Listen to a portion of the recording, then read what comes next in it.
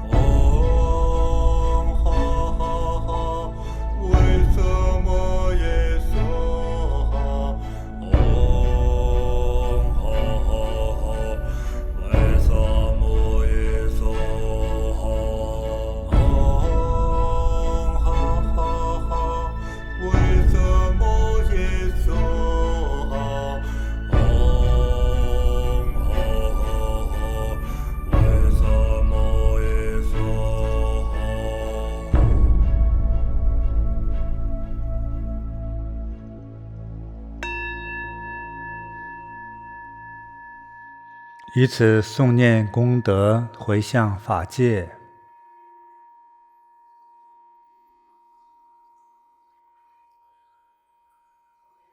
回向一切众生，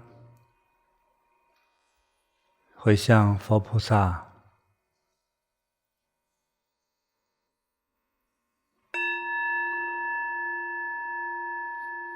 让我们消除一切恶业，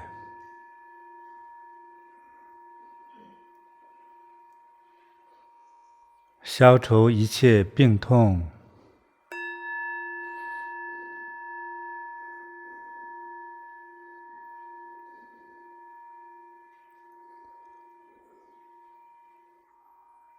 消除一切魔障，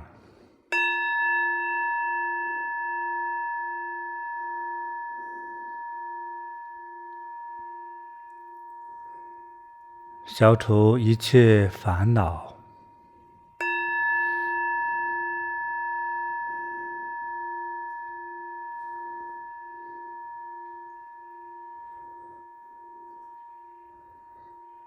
都能获得健康。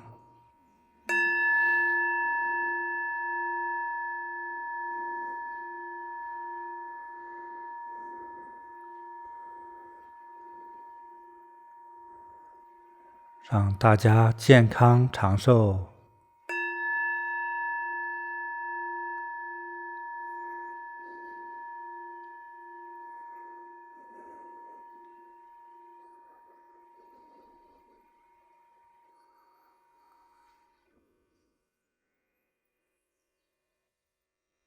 好，感恩佛菩萨，感恩父母，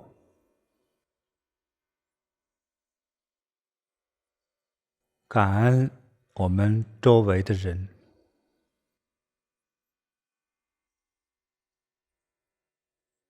感恩家人给我们的爱，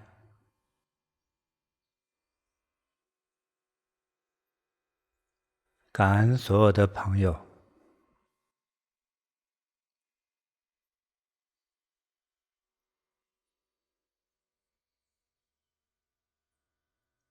好，我们搓搓手，拍拍头。好，随便拍一拍。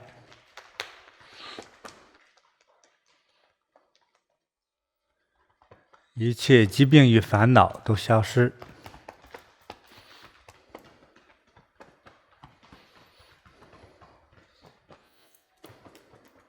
最好债务也消失啊！大家诵念的应该是非常的用心啊，我自己感觉特别的好，就是在这样的所有佛菩萨给我们一个巨大的时空，这是有多大呢？应该超过太平洋那么大一个好大的一个时空，通天大地，佛光普照啊，所有的佛菩萨都罗列在不同的天啊，来看着我们，来加持我们，来赞助我们。我相信大家会获得非常巨大的利益。我们大家自己也学到了啊，一个是布施帮人所获得的利益，供奉或者是塑化塑造菩萨像、佛像，传播经典，这个功德是多么的巨大，可以说让大家从这个三恶道之中啊，直接就解脱了。非常非常重要的啊，这样一个诵念的课程啊，我自己感觉到好幸福，也好感恩。说到这儿呢，我就想起昨天晚上我做的梦哈，我也睡觉哈，告诉大家哈，这昨晚上睡觉呢，就是一开始睡不着，就觉得地藏王菩萨给我讲了个笑话，他要笑醒了，一笑醒光顾着笑了，就忘了讲的啥笑话，之后1个小时之后才入睡。入睡完了之后，地藏菩萨拉着我的手，帮这个解说，帮那个解说，还让我看大地狱、大鬼王，啊，那个大铁的那个大围墙，左右的火狗、火龙怎么穿的啊？还给那个特别难以这个讲话的，其中有一个鬼王哈，去度他，你怎么去方便众生啊？还有一位老先生特别犟，是当代的人嘛啊，有瘦留着大背头，那死犟。在哪儿？在地狱里呀？地狱里头呀。哦。啊，也是去说服他。啊，地藏菩萨说：“我说不了他，你来说。”这老先生就拿着很多很多，就是所谓当代一些哲学家的一些概念，就是在那儿就死不投降啊。那我们就是说他啊，最后那怎么办呢？最后说不服他，我们就用我们的善心慈悲去温暖他。这老先生像石头一样坚硬的身体，我就看着他慢慢就融化了，就温和了。最后说：“那听你们的吧。”我就欢喜了哈。整个这一晚上啊，全是在地狱之中啊，跟着地藏王菩萨。他不像大家供的时候冒着火光那个样子哈，很真实的一尊大神，就像一个人一样拉着我的手，这里看那里看，去度人，去说教别人，是这个样子，就像一个非常的善良慈悲的一位长者啊，这样带着我走，溜了一宿哈。但是我觉得也挺幸福的。因为这几天讲这些经哈，就是说地狱之门其实被打开了，天堂之路是通畅的，所以这个时候去做功德啊，有一份慈悲心。这个功德从哪做呢？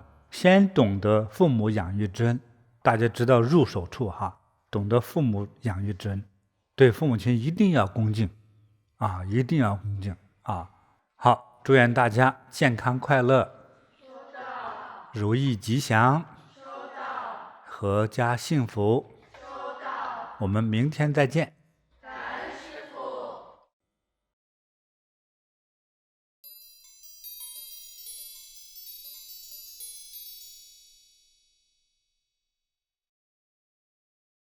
现在我们开始收工了。搓搓手，把手搓热、搓烫，搓搓脸，双手从下巴到额头，再到脸颊，似哀非哀。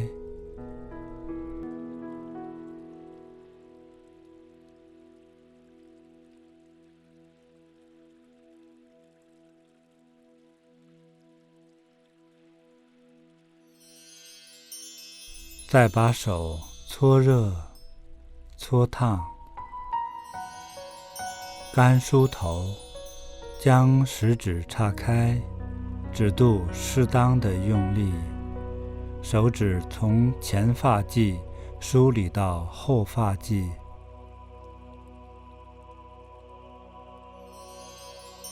搓搓手，由上而下拍打全身。先拍打头部，两手手腕放松，在松静的状态下，适当用力拍打。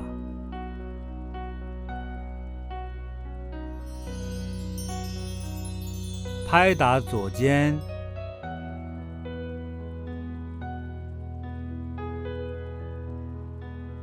再拍打右肩。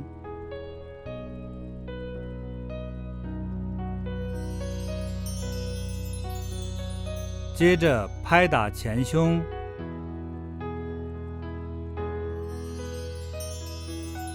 再拍打左边腋下肋下，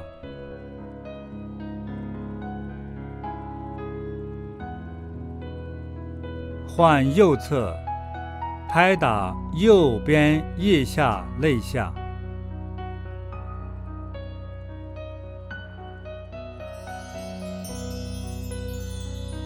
接着拍打腹部，双手放松拍打，慢慢起身，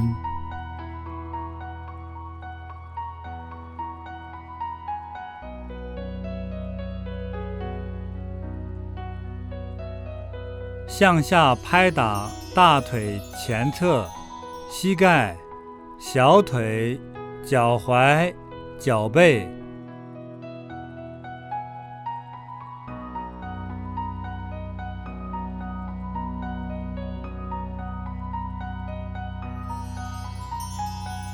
轻轻拍打后腰，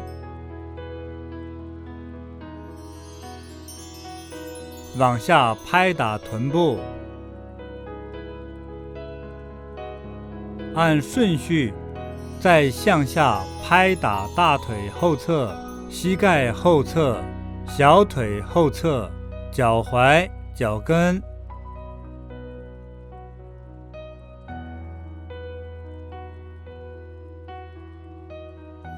继续拍打两腿的内侧和外侧，先拍打左腿，两手腕放松，稍微用力，由上而下拍打。再拍打右腿，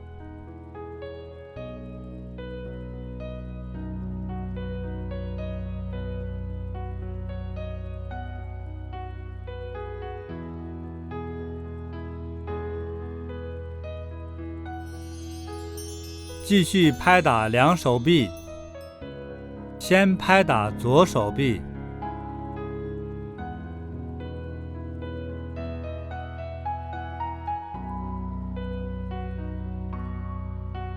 再拍打右手臂，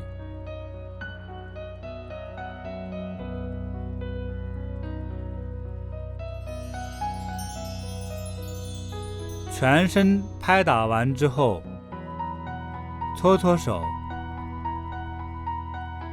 再轻轻地按摩全身，双手似挨非挨，观想，将我们刚刚拍打出来的灰尘轻轻扫掉，扫除烦恼，我们变得健康快乐。同时意念收收收。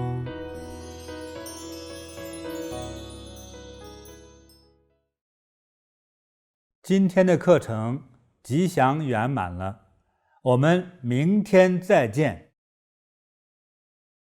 盂兰盆节在佛教中是超度与解救往生亲人的殊胜日子，在这个季节，我们尤其要为他们供灯，送去光明、富足、安宁。今年，无论你身在何处，都能为祖先献上一份佛光加持的超荐灯。菩提禅修学院特别推出盂兰盆超荐灯，祝往生亲人早日超度，离苦得乐。把握这一年一度的良缘契机，立即参与，让你的诚心化作祖先的安乐，也成就家门的兴旺。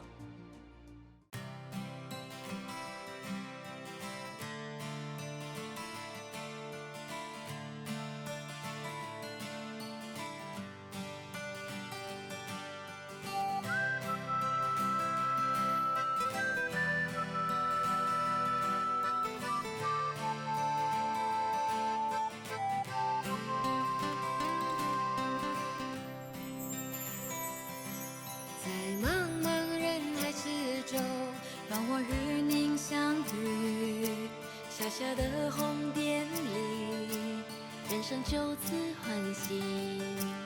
我快乐了，我健康了，我幸福了，我美丽了。